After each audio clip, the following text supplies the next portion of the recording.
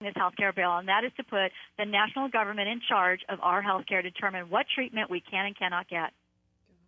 I got a theoretical question real quick. Okay. Theoretical question. Let's say a family realize they might be having a Down syndrome child. Does that mean the government is going to say whether this woman should abort the child or keep the child? That's exactly what it means. What is that? Is that your take on it? That's right. And in fact, I mentioned how the bureaucrats will be in charge. That in fact has already been put in place, and that was done through the stimulus bill passed earlier part of this year.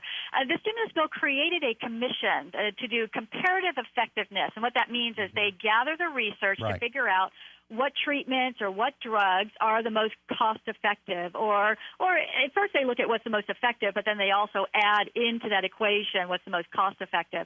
They've already set up that system. What the healthcare bill will do is then empower the bureaucrats to use that information to determine what treatments patients what treatments will be covered, what will be paid for, and which is almost the same thing then as saying what treatments the patients can and cannot have.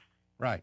And that's across the board, elderly and everybody. Well, she's too old. We're not going to take care of this. Whoever. Gosh. I want to bring Michael back into this. Michael, I read a thing that you had written about this, what was called the Declaration of Debauchery. Mm-hmm. Basically, we all know, and you can look at the books that Planned Parenthood's put out. It's perfectly normal, and some of the other things that are just basically pornography directed toward children. Absolutely. That Planned Parenthood has this goal in mind of sexualizing our children, and they've done a very good job of it over the last 30 or 40 years. And what you're saying is under this health care program, this will accelerate. Well, here's the thing. Planned Parenthood put out the International Planned Parenthood Federation put out this Declaration of Sexual Rights, which basically removes all barriers to any kind of sexual morality whatsoever, whether it's public or private. And that's really one of the most insidious things about the whole declaration is that it's trying to publicize and make public every form of perversion known to man. And what they are doing through this declaration, they are going to other governments, and they're not necessarily proposing this as a legislative piece of work, but they're using it as a policy guideline. In fact, what they say is that they want to use this declaration to build relationships with governments, key policymakers, and other influential groups, and work with them to take action in support of sexual and reproductive health and rights. And so what they're going to do is, as they become closer and closer aligned with governments, they're going to be trying to impose this kind of philosophy or this kind of right on the entire civilization. And so if this health care bill, which contains that provision for that National Teen Pregnancy Prevention Resource Center, is given to Planned Parenthood, you can be absolutely certain that this declaration of debauchery is going to be used as a guide for implementing policy. Well, let me tell you something, Michael. When I read about this in this report that you had done, the first thing that jumped to my mind was back when we were doing the undercover child predator investigation, showing that Planned Parenthood is protecting the men who rape children, and that's a fact. That's not even debatable anymore. They're doing it. One of the things that we stumbled across at that time was this kind of undercover movement that's going on primarily in the United States and Canada to eliminate all legal prohibitions against children having sex with adults. They're calling it intergenerational sex. They have a new name for it. They don't call it pedophilia. They call it intergenerational sex. And we saw law review articles written saying that it was age discrimination to tell children they couldn't have sex with adults. The reverse of that is that adults couldn't have sex with children. Right. We're not trying to protect the adults, supposedly. We're supposed to be trying to protect the children. Right. This is going on underneath the radar screen, and they are openly stating that it should be legal for children of any age, 2, 3, 4 years old, to give consent to have sex with 40 or 50-year-old people. And absolutely, yeah. If you look at what the Declaration actually says, now going through it line by line, you're going to see little caveats where they say, well, we want to protect children from rape, we want to protect children from sex trafficking. We want to protect children from pornography and all that stuff. But then what they do is they talk about these experiences, this right to experience sexuality, and they put in there a line about how attaining the sexual pleasure is evolving according to their capacity, which means that once a child decides it is ready, he or she, to experience some sort of sexual experience or engage in some sort of sexual experience, will be allowed to, and it'll be their right. And so when you have seventh graders and fifth graders that are having sex with their teachers, if it should be determined that they decided to do it, that's perfectly acceptable. And which we know there's an epidemic of that going on around the country. So this is just a license to do it. So I had sex with him, you can't arrest me, and Right. all of that. Well, and one of the articles, one of the law review articles we found in which they're advocating this, the release of prohibitions on intergenerational sexual activity, was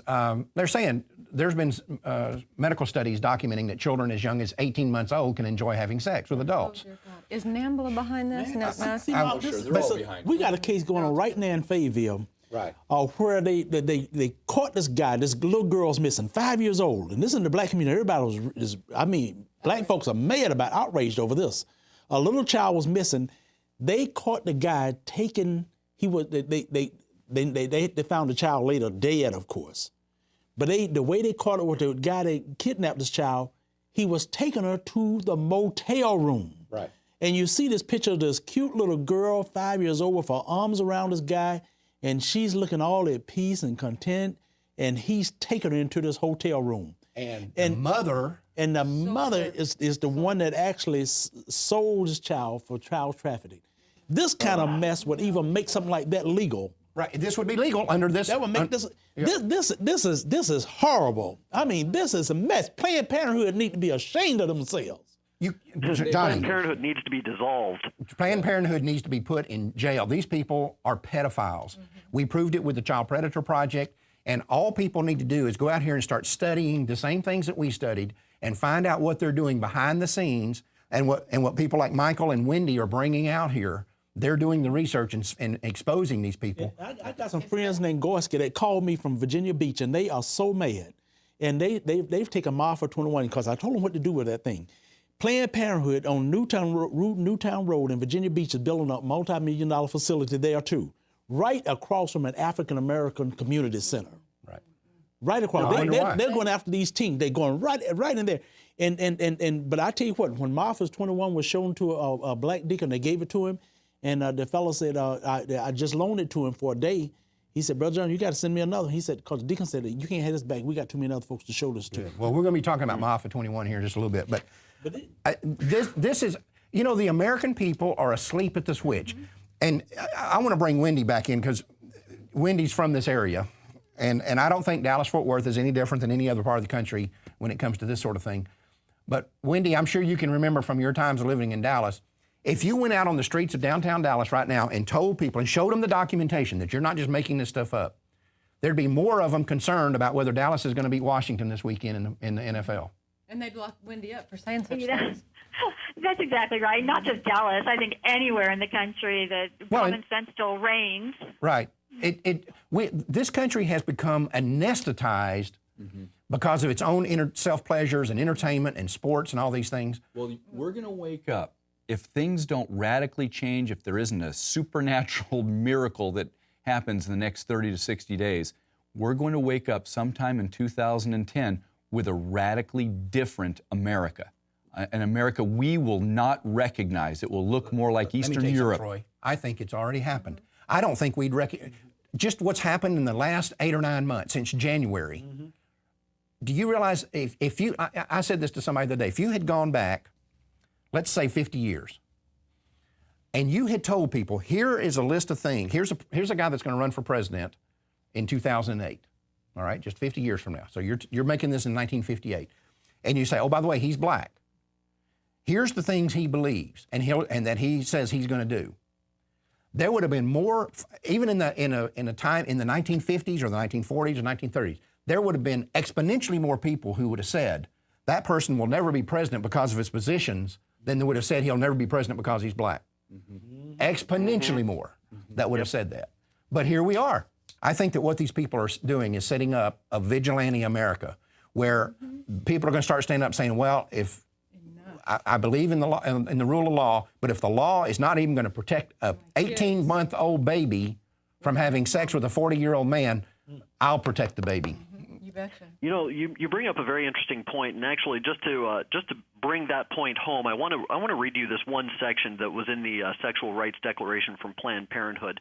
They actually want to protect any individual who has a history, alleged or real, from whatever sexual history they have. And what they say is this framework of non-discrimination, and that's the key word because it all falls under non-discrimination. They say this framework of non-discrimination prohibits any exclusion or restriction on the basis of sexual history or behavior, real or imputed.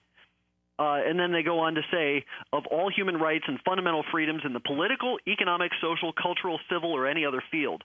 So if you're a sexual predator or if you're a child molester, they want to make sure that no one is allowed to discriminate against you for whatever job you may want, including working at a daycare center, from discrimination. It's unbelievable. But again, we're out of time, and I want to repeat what we said here a couple of times. You're never going to stop all of this stuff by nipping around the edges of this thing and saying, okay, well, we'll put restrictions in here, restrictions there. The only way to stop this is to stop this nonsense outright. No federal takeover of the healthcare system of America by these people. None. Zero. Wendy, I want to thank you for being with us, and you too, Michael, and we might have you back on later on. But you guys are doing a great job of exposing this stuff, and I want to very much encourage you to continue on. Well, thank you much. Thanks for all you do. Thank you for what you're doing. Thanks. Thank you. God bless. It's, I'm the American angry. people better wake up to what's going on here. Well, the only evil in America will be sitting around this table. That'll be the only thing that can be called evil. That's right. That's it. That's right. If this thing passes. Thanks, guys. Now let's check in with Father Frank and Janet Morena. Father Frank? Thanks, Mark. Friends, good to be with you again on LifeTalk. Are you a freedom rider for the unborn? That's what we're going to talk about today in our segment with Janet Morena, Executive Director of Priests for Life. Janet, in 1961, in the Civil Rights Movement, 13 people got on a bus in Washington, D.C., half African-American, half white. They got on the bus and they wanted to take a ride. They wanted to go to New Orleans, and the purpose of their ride